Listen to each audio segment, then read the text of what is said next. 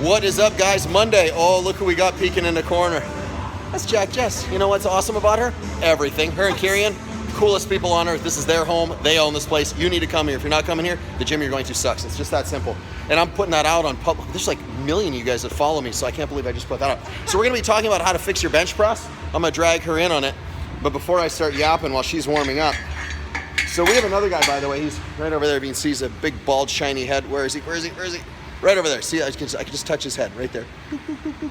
Okay, so that's Jesse Burdick. He lifts Volkswagens and, you know, Buicks and shit like that. So listen, in order to bench press properly, a couple of things now, and I'm not going to get into the mechanics of the low back or how you screw your feet into the ground or brace off the bench.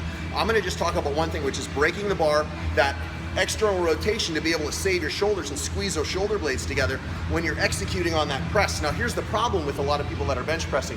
They're recruiting a muscle that's not designed to drive weight, and that's the pec minor. So pec major is this big piece of meat here, this big giant steak. We want to use that to drive the weight out front. So when you're getting in your bench, you don't think bench press is important, by the way? Super important, because it incorporates everything that's involved with going overhead. And you want to use a skill transfer exercise, look at a push-up, mechanics are the same. So when we push out, watch what happens. We need to be able to push out to here. That's where we stop. Where everybody gets lost and they screw up is they do this. And they try and get that last little bit, so they start walking those reps up. Get the global gymmers that are just, they have to get the 5 plates aside with 9 people spotting them. Not okay, because the dilemma is you're using a tiny little muscle to move an incredible amount of weight and you jack up your shoulder. So you need to work on your ability to externally rotate, which is this. If you can't externally rotate, you're gonna lack the ability to break the bar because you're gonna do it all at the wrist. You need to be able to do it at the shoulder and screw in. The other thing is you need to free up the scapula so they can move the way they're supposed to. So I'm gonna show you 2 things. How to recover that external rotation, number 1. And number 2 is how to drive the bus and clean up the scap. It's just that easy, 2 moves. All that yapping for 2 things. And you know who's gonna go in it and do it with me? It's gonna be Jess. I'm gonna drag her in on it. By the way, that's Brett right there. He did the workout I gave him to.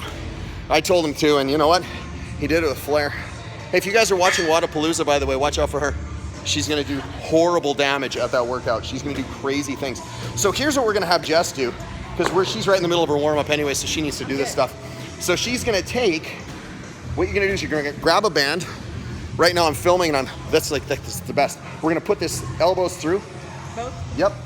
So we're gonna go, make sure we're all nice and even. There. This is to cover her gang symbols that she sports all the time. So she's gonna get in front of the bench. It's like I'm using a pointer stick. This is great. She's gonna kneel in front of the bench. She's gonna put her elbows on the bench. I did not sign up for this. She's like, what the hell am I doing? Right, she's gonna grab this. Underhand? Yep.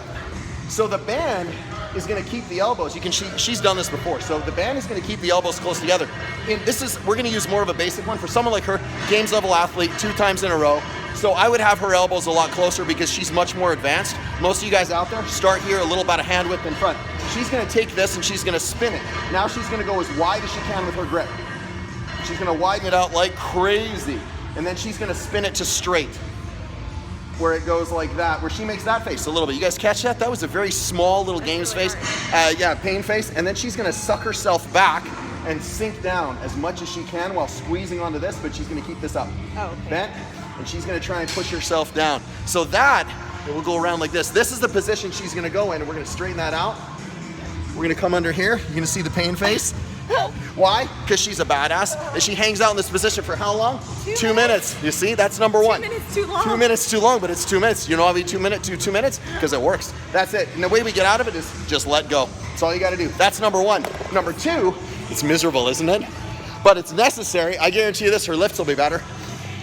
We're gonna grab a 35. So Jess is insanely strong, so she gets to use a 35. Normally I'd use a 25, but she uses this one. She's gonna lay on her back over my makeshift peanut because I ran out of tape. So this is how you can literally do anything. So a peanut is 2, it's all right, no big deal. So a peanut is 2 lacrosse balls taped together. So we're gonna spin her around. Look at this, look at that. That's sick. That's a serious pipe. So the cross balls are gonna go right here, basically cradling the spine in the center, and then she's gonna move the scapula around to unglue all this tissue, and I'll show you what I'm talking about. So she's gonna lay on her back. This is what we call driving the bus. We're gonna tuck this under here till we find that spot. You got the spine between there. Yeah. So I'm gonna come here just so you can see what she's got. So you can see the lacrosse balls are there. Now she's gonna take the plate. You might have to lift it for me. This is great. She's gonna take the plate, flatten it out. You got it? Yeah. Okay. She's gonna lock out the plate. So she's got the plate. Now she's just gonna drive it back and forth like a steering wheel. So all she's doing is she's forcing the scapula to elevate and depress on a contralateral side. So basically the opposite side is moving around while that peanut, the double lacrosse ball, is in the back, and she does this for as long as she can possibly do it. That actually feels kind of good. It's awesome, isn't it? It's loosening up the scap, and it's freeing up all that tissue so the scap can move properly. So when you bench, the scapula is supporting the shoulder because the scapula is the shoulder and the shoulder is the scapula. That's easy.